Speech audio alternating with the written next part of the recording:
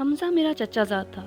وہ مجھے چاہتا تھا۔ اس کی چاہت بھی چڑھتے دریا کی مانند تھی، مگر میں اس سے نفرت کرتی تھی۔ وہ میری منزل نہ تھا۔ مجھے دیہاتی ماحول پسند نہ تھا۔ میرے خوابوں کا شہزادہ تو شہری اور سوٹڈ بوٹڈ پڑھا لکھا خوبصورت نوجوان تھا۔ ہمارے گاؤں میں سہولتوں کا فقدان تھا۔ گاؤں میں ایک ہی اسکول تھا جس میں لڑکے لڑکیاں پڑھتے تھے۔ میں اور حمزہ اکٹھے ہی اسکول میں پڑھتے تھے۔ حمزہ کے ابو میرے ابو کے بڑے بھائی تھے۔ ہم گاؤں کے سب سے بڑا زمیندار گھرانہ تھے۔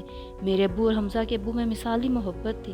میں اور حمزہ ہم عمر تھے۔ مجھے اللہ تعالیٰ نے بے پناہ حسن سے نوازا تھا، جبکہ ناصر وہ معمولی شکل و صورت رکھتا تھا۔ وہ تو ہمارے خاندان کا لگتا ہی نہیں تھا۔ مجھے وہ شروع سے ناپسند تھا۔ کم صورت ہونے کے باوجود کلاس کا ہونہار اسٹوڈنٹ تھا اور سب اسے بہت پسند کرتے تھے۔ میں اسے ہر معاملے میں نیچا دکھانے کی کوشش کرتی تھی۔ میٹرک کے امتحان میں حمزہ نے اول پوزیشن لی اور میں بمشکل پاس ہوئی۔ اس کے بعد حالات نے اجازت نہ دی اور حمزہ نے تعلیم چھوڑ کر ابو اور چچا کا ہاتھ بٹانا شروع کر دیا، جبکہ میں گھر کی ہو کر رہ گئی۔ پھر ایک دن مجھے پتا چلا کہ میں بچپن سے حمزہ سے منسوب ہوں۔ یہ سن کر میری تو جیسے جان نکل گئی۔ میں تڑپ اٹھی۔ میں اس سے شادی نہیں کرنا چاہتی تھی۔ میں نے یہ بات اپنی ماں کو بتائی۔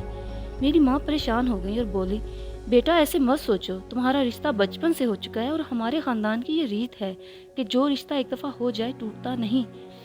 کسی اور کا خیال دل میں نہ لاؤ اور ساری باتیں بھول جاؤ۔ حمزہ ایک اچھا لڑکا ہے، وہ تمہیں خوش رکھے گا۔ میں چپ ہو گئی، مگر دل میں عہد کر لیا کہ کبھی بھی حمزہ سے شادی نہیں کروں گی۔ وہ ہمارے گھر آتا جاتا رہتا تھا، لیکن میں اسے بات کرنا بھی گوارا نہیں کرتی تھی۔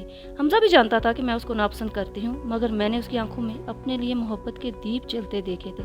وہ گاؤں کے لوگوں کی بڑھ چڑھ کر مدد کرتا، ہر کسی کے دکھ درد میں شریک ہوا کرتا تھا۔ جب بھی کوئی اس کی تعریف کرتا تو مجھے جو جیسے آگ ہی لگ جاتی۔ اس کی میں برائیاں کرتی اور اپنے دل کی بھڑاس نکال لیتی۔